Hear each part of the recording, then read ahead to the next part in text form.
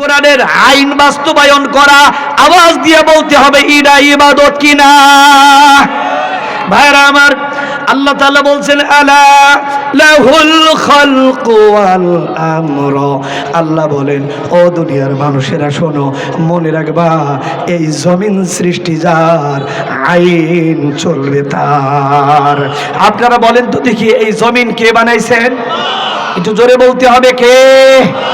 আকাশ কে বানাইছেন? জমিন কে বানিয়েছেন?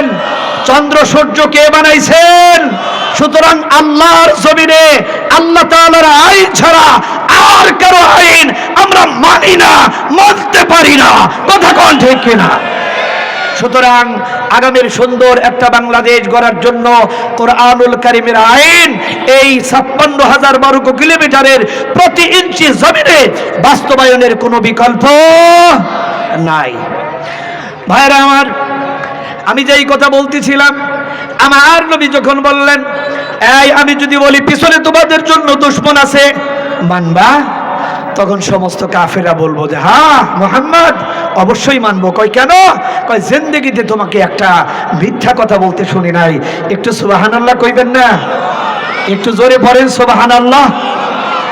আহা, সুবহানাল্লাহি ওয়া বিহামদিহি আদাদা খালকিহি ওয়া রিদা নাফসিহি ওয়া জিনাতা আরশিহি ওয়া বিদাদা কালিমাতিহি। আল্লাহু আকবার। কেমন জলিলুল কদর পয়গম্বরের উম্মত করে রব্বে করিম আমাকে আপনাকে কবুল করেছেন। একটু চিৎকার মেরে তাকবীর দেন তো, লিল্লাহি তাকবীর। কোরআন সুন্নাহর আলো। ভাইরা আমার, আমার নবী যখন বললেন, বলার পরে তখন আবুল হাবরা বলল যে মুহাম্মদ আসল কথাটা বলে ফেলো। আল্লাহ নবী বললেন, আজকে আমি একটা মহা সত্য কথা তোমাদের সামনে বলতে চাই। কয় কি সেই মহা সত্য কথা?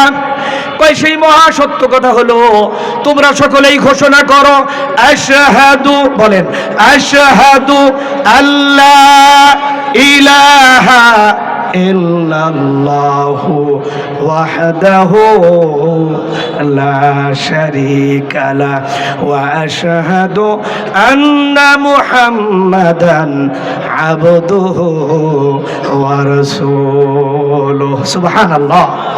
তোমরা আজকে মনে রাখবা, হ্যাঁ, তোমরা যেই মূর্তির পূজা করো, তোমরা যেই গাছের পূজা করো, যেই গঙ্গার পানির পূজা করো, যেই নক্ষত্রের পূজা তোমরা করো, যেই চাঁদের পূজা তোমরা করো, যেই সূর্যের পূজা তোমরা করো, যেই লাত মানাত উজ্জা দেবীর সামনে মাথা নত করো, মনে রাখবা এরা তোমার পূজার পাত্র হইতে পারে না। আমার তোমার ইবাদত পূজা সব কিছু পাবে কেবলমাত্র, শুধুমাত্র, একমাত্র আওয়াজ দিয়া বলতে হবে কে? আরো জোরে বলতে হবে কে? আজকে বিশ্বের মুসলিম উম্মাহ রব্বুল আলামিনের গোলামি করার যেই মানসিকতা আজকে তারা নষ্ট করে ফেলেছে। আজকে তারা চাঁদাবাজি করে মুসলমান, গুন্ডামি করে মুসলমান, ও বন্ধু মিথ্যা বলে মুসলমান, আমানতের খেয়ানত করে মুসলমান। ও বন্ধু, এইটা কিন্তু কোনো মুসলমানের চরিত্র হইতে পারে না। এইগুলো হলো কাফের, বেঈমান, মুনাফিকদের চরিত্র। আমার আপনার নবী সব সময় সত্যবাদী ছিলেন। উনি ছিলেন পৃথিবীর শ্রেষ্ঠ আমানতদার। আমার নবীর জামানায় কোনো ব্যাংকিং ব্যবস্থা ছিল না। অর্থনৈতিক হালাল লেনদেনের কোনো ব্যবস্থা না থাকায় তৎকালীন কাফেররা পর্যন্ত কোটি কোটি টাকাগুলো এনে আমার আপনার নবী মুহাম্মদুর রাসূলুল্লাহর কাছে জমা রেখে দিত। একটা টাকা মুহাম্মদুর রাসূলুল্লাহর কাছ থেকে কখনো আমানতের খিয়ানত হয় নাই। ভাইরা আমার, আজকে দুঃখ এবং আফসোস, পরিতাপের সাথে বলতে হয়, আজকে আমরা মুসলমানরা এত বেশি দুর্নীতিগ্রস্ত হয়ে গেছি, এত বেশি রোগাক্রান্ত হয়ে গেছি, একটা সূচের পিছনের দরজা দিয়া রব্বুল আলামিনের জন্য একটা হাতি ঢুকাইয়া দেওয়া আল্লাহ তাআলার জন্য খুব ইজি একটা ব্যাপার হবে। কিন্তু যেই দেহটা চাঁদাবাজির টাকা দিয়া, যেই দেহটা সুদের টাকা দিয়া, যেই দেহটা এই চাঁদাবাজির টাকা দিয়া, ঘুষের টাকা দিয়া যেই দেহটা গঠিত হয়েছে, ওই দেহটা আল্লাহর জান্নাতে প্রবেশ করা এর চাইতেও কঠিন হয়ে যাবে। কথা কোন ঠিক না? কঠিন হয়ে যাবে। কোথায় যাবেন? প্রতি বছর হজ করবেন, প্রতি বছর হজ করবেন, যাকাত দিবেন না। যাকাতের টাকা ফাঁকি দিয়ে হজ করবেন, হ্যাঁ, জনগণের টাকা মেরে দিয়ে এরপরে আপনি আসবেন নামাজের যায় নামাজে রব্বুল আলামিনের সন্তুষ্টি খোঁজার জন্য। আল্লাহ তাআলা বলেন ধোঁকাবাজ, প্রতারক। কোন প্রতারকের জায়গা আমি রব্বুল আলামিনের কাছে নাই। কথা বলেন আছে? আর একটু জোরে বলেন আছে? আল্লাহ তাআলা বলছেন সিবগাতাল্লাহ ওয়া মান আহসানু মিনাল্লাহি সিবগা। তোমরা আল্লাহ তাআলার রঙে রঙিন হয়ে যাও, তোমরা আল্লাহ তাআলার রঙে রঙিন হয়ে যাও। তোমরা মিথ্যা বইলো না, তোমরা দুর্নীতি কইরো না, তোমরা নামাজ ছাইরো না, তোমরা রোজা ছাইরো না, তোমরা পরনারীর আঁচল দুইরা কখনো টান দিও না, মালিকের ডিউটিতে কখনো ফাঁকি দিও না। তোমরা যারা গার্মেন্টস ফ্যাক্টরির মালিক আছো, তোমরাও কর্মচারীদেরকে কষ্ট দিও না। এইভাবে করে আল্লাহ তাআলার আইনগুলা তোমরা মাইনা চলো, তাহলে আল্লাহর পক্ষ থেকে রহমত আর বরকত দিয়া জমিনটা ভরে দিবেন কে? আর একটু জোরে বলেন না ভাই, কে? ভাইরা আমার, আলোচনা শেষ। ও আল্লাহ নবী যখন বললেন যে তোমরা কি করো, আল্লাহকে ছাড়া আর কারো সামনে তোমরা মাথা নত করতে পারবে না, আর আমি মুহাম্মদুর রাসূলুল্লাহ দ্য লাস্ট মেসেঞ্জার, আল্লাহ তাআলার পক্ষ থেকে আমাকে তোমরা রাসূল হিসাবে মেনে নাও, নবী হিসাবে মেনে নাও। আমি মুহাম্মদুর রাসূলুল্লাহর তরিকা মতো আল্লাহ তাআলার প্রত্যেকটা আইন যদি তোমরা মানতে পারো, তাহলে জাহান্নামের আগুন আল্লাহ তোমাদের উপর হারাম করে দিবেন, রব্বে কারীম তোমাদেরকে জান্নাত দিয়ে দিবেন। জোরে বলুন সুবহানাল্লাহ। তখন আল্লাহ নবীর আওয়াজ শুনে ওই কাফের বেঈমানদের যিনি লিডার, নাম ছিল আবু লাহাব। জোরে বলেন নাম কি? আর জোরে বলেন কে? এই আবু লাহাব বলল তাব্বান লাকা আলিহাদা জামাতানা ইয়া মুহাম্মদ, ও মুহাম্মদ, এই কথা নিয়ে বলার জন্যে আমাদেরকে এখানে ডাকছিলা। আমি তোমার জন্য ধ্বংস কামনা করি, আর তুমি ধ্বংস হয়ে যাও, তোমার উপর লানত।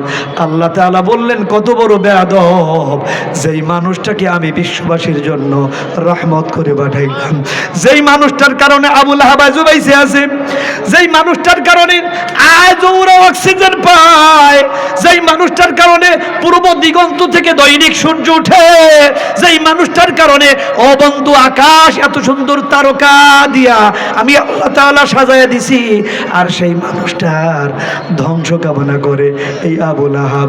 আল্লাহ তাআলা নবীজিকে বললেন, নবী হে, ও তো বলছে আপনি ধ্বংস হয়ে যাবেন, কিন্তু আমি আল্লাহ আকাশ থেকে ঘোষণা দিলাম, এই জিবরাইল কই রে?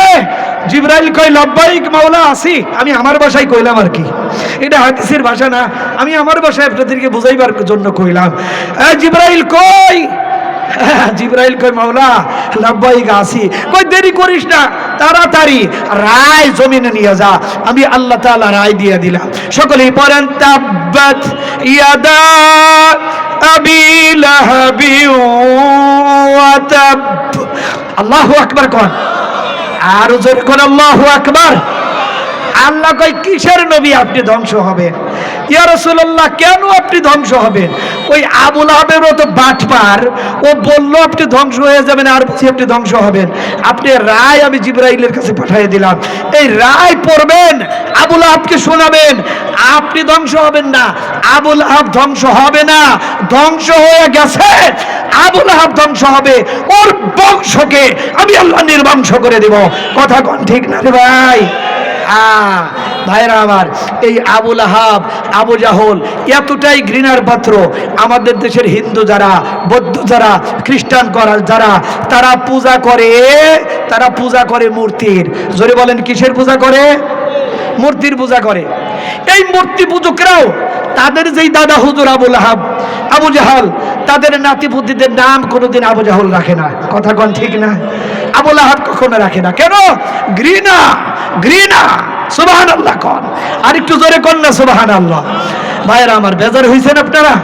একটু জিকির করেন লা ইলাহা ইল্লাল্লাহ, জোরে লা ইলাহা।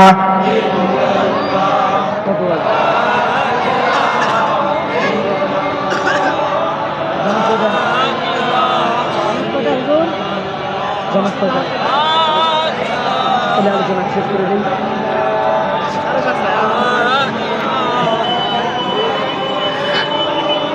লা ইলাহা ইল্লাল্লাহ, লা ইলাহা ইল্লাল্লাহ মুহাম্মাদুর রাসূলুল্লাহ।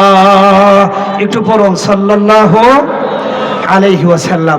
আপনাদের কি খারাপ লাগতেছে, কষ্ট লাগতেছে? আমি কি আমার বাপ দাদার কিচ্ছা শোনাইতেছি? কোরআন শোনাইতেছি। জোরে বলেন কি শোনাইতেছি? কোরআন আমার, কোরআন আপনার, কোরআন সবার। সুবহানাল্লাহ কর। আর একটু জোরে বলেন আল্লাহু আকবার। ভাইরা আমার, এই কোরআনের আওয়াজ শুনলে যাদের গায়ের মধ্যে অ্যালার্জি আসে, এই কোরআনের কথা শুনলে যাদের গায়ের মধ্যে চুলকায়, আপনি বুঝবেন এরাই সেই আবুল আহাবের বংশধর, এরাই আবু জাহলের বংশধর, এরাই সাইবা উতবার বংশধর। আর কোরআনের কথা শুনলে যাদের ভালো লাগবে, বুঝবেন এরা হচ্ছেন হযরতে আবু বকরের সৈনিক, এরা হযরতে ওমরের সৈনিক, ইমাম হুসাইনের সৈনিক, ইমাম হাসানের সৈনিক। কথা বলেন ঠিক কি ঠিক নয়? সম্মানিত উপস্থিতি, সম্মানিত দিন প্রিয় ইসলাম প্রিয় ভাই ও বন্ধুরা, আলোচনা আমি আর বাড়াবো না, আজান হয়ে গেছে। আমার স্নেহের ছোট ভাই, আমাদের সাবেক মুহাদ্দিস, আমাদের ঢাকা রামপুরায় দুইটা মাদ্রাসায় হাদিসের কিতাব পড়াতেন আমার এই ছোট ভাই আমার বাম পাশে বসে আছেন। আপনাদের এই খেজুরবাগান জামে মসজিদের সম্মানিত ইমাম এবং খতিব ছোট ভাইকে আলহামদুলিল্লাহ আমার হাত ধরে, আমার ফ্যামিলিতে মাশাআল্লাহ মোটামুটি আমরা 30-এর উপরে আছি, 30-এর উপরে আছি। কোরআনে হাফেজ, মাওলানা, মুফতি। একটু আলহামদুলিল্লাহ পড়েন। এটা আপনাদের দোয়া, আমার আল্লাহ তাআলার দয়া সম্ভব হয়েছে। ছোট ভাইকে আপনাদের কাছে রেখে গেলাম, দেখে রাখবেন, পরামর্শ দেবেন, কোনো ভুল হলে পরামর্শ দিয়ে সংশোধন করবেন ইনশাআল্লাহ। ছোট ভাইয়ের জন্য দোয়া করবেন, আমার জন্য দোয়া করবেন। আপনারা এই আশুলিয়া এলাকার মানুষ, আমি এই আশুলিয়ার উপর দিয়ে যাওয়া আশা করি। সারা বাংলাদেশে আমার অল্প অল্প করে সফর হয়। আমি আসলে আপনাদের মতো জ্ঞানী গুণী মানুষকে নসিহত করার যোগ্যতা আমার নাই, কিন্তু আমি যখন স্টেজে দাঁড়াই, আমি আমার নিজেকে নসিহত করার উদ্দেশ্যে দাঁড়াই। তা আমার নিজেকে আমি নসিহত করি, এই সুযোগে আপনারা শুনে যদি একটু উপকৃত হয়ে যান ময়দানে মাহশারে। আমার একটা কথা, আপনার যদি ভালো একটা আমল গড়ার যদি ওসিলা হয়, ইনশাআল্লাহ হাসরের ময়দানে শিরোপা আমরাই জিতবো। ফাইনাল খেলার আসরে শিরোপা মুসলমানদের হাতে আসবেই ইনশাআল্লাহ। আর একটু জোরে বলেন ইনশাআল্লাহ।